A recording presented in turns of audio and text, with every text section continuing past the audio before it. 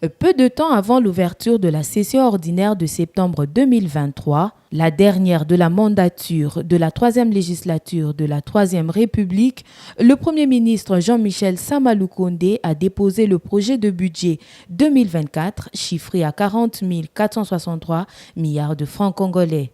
À l'issue de cet exercice, Jean-Michel Sama Lukonde s'est exprimé en ces termes.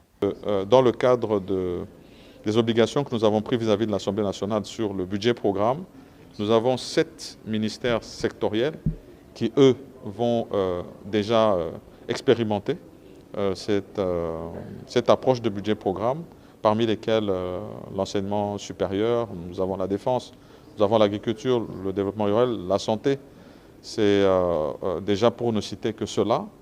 Et nous gardons aussi un œil sur la poursuite du processus électoral, parce qu'il faudrait que je sois le plus complet possible. Nous allons avoir législatives présidentielles et les nationales et les provinciales, une partie des locales. Nous allons garantir que pour le début de l'année prochaine, étant donné que c'était une demande de la CENI, nous puissions avoir aussi des moyens à allouer sur la poursuite du processus électoral, d'abord au niveau local, mais aussi au niveau sénatorial qui viendra par la suite, et donc des moyens aussi alloués à ce secteur-là. Concernant les priorités, Sama Lukonde a également fait savoir que ce projet de budget met un accent particulier sur le secteur de la défense qui exige qu'on y alloue le plus de moyens possible avec cette innovation de la gratuité et de la maternité et suivi post-accouchement.